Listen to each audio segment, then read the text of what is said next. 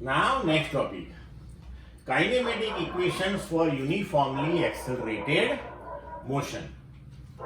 तो देखो, consider the motion with constant acceleration represented by velocity time graph as shown in the figure. तो ये velocity time graph है, right? तो हमारी जो motion है which is with constant acceleration. So ये velocity time graph जो है वो स्ट्रेट लाइन आ गया. अभी t इक्वल टू 0 टाइम पे आपकी वेलोसिटी v0 है और t equal to t time पे आपकी वेलोसिटी v है. तो v0 उसे बोलते हैं हम initial velocity and v that is your final velocity. अभी देखो कि velocity of an object v0 at t equal to 0 and v at time t. Then change in velocity क्या हो जाएगा? तो ये फाइनल माइनस इनिशियल. ग्राफ के ऊपर आप देख सकते हो कि इतना पोर्शन हो गया v minus v0 upon time interval. तो ये हो गया t minus 0. So we can write v equal to v0 plus at. जब आपका एक्सेलरेशन कांस्टेंट है तो आप उसको एवरेज बोलो या इंस्टेंटेनियस, वैल्यू उसकी वन ऑफ द सेम होगी. तो ये इक्वेशन बन गया अपना v equal to v0 plus at.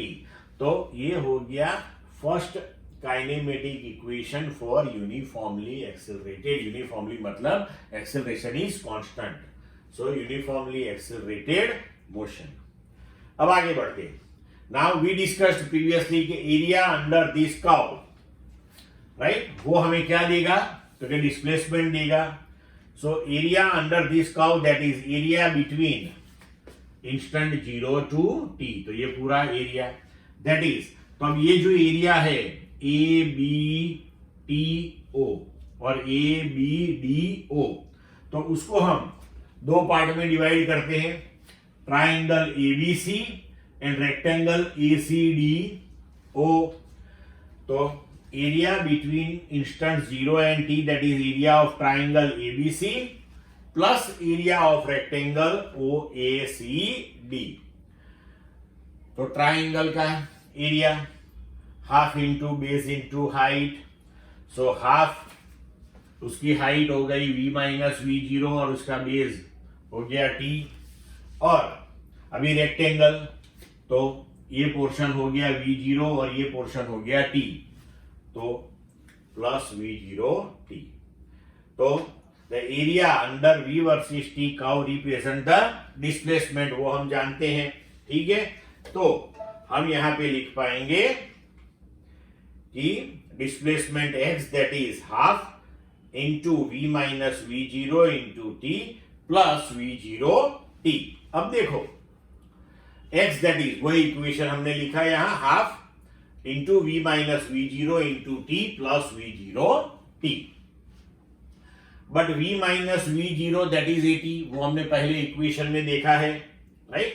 तो अगर v माइनस v0 की वैल्यू हम यहां पे सब्स्टिट्यूट कर दे तो इक्वेशन हो गया x equal to half at square plus v0 t.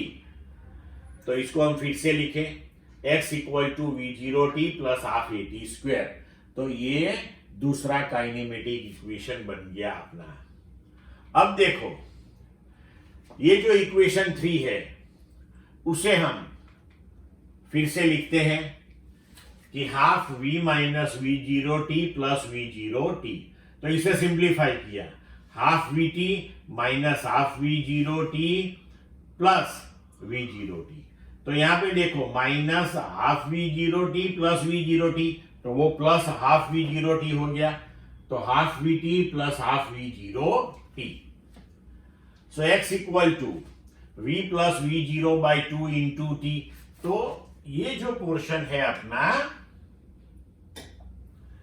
v plus v0 by 2, right, initial plus final divided by 2. तो इसे हम कह सकते हैं एवरेज वेलोसिटी. लेकिन इस तरीके से एवरेज वेलोसिटी मतलब कि initial plus final divided by 2, वो आप कांस्टेंट एक्सेलरेशन वाले केस में ही ले सकते हो. अगर एक्सेलरेशन खुद चेंज हो रहा है तो एवरेज वेलोसिटी ऐसे नहीं निकालते हैं, याद रखना, ठीक है। तो यहां पे average velocity that is v plus v0 by 2, right. Now for constant acceleration only, वो हमेशा दिमाग में रखना। तो ये इससे ऊपर से हमने एक एक्स्ट्रा चीज देखी यहां पे। अब आगे बढ़ते हैं। Now in this equation x equal to v plus v0 by 2 into t, तो उसमें जो हमारा ये पहला इक्वेशन था उसमें हम t इक्वल टू लिख सकते हैं v minus v0 by a। तो t की जो वैल्यू है वो हम यहां सब्सटीट्यूट करते हैं कि x equal to v plus v0 by 2 into v minus v0 by 2। तो रिजल्टेंटली ये बन गया v square minus v0 square by 2a। तो इसे हम लिख सकते हैं v square equal to v0 square plus 2ax।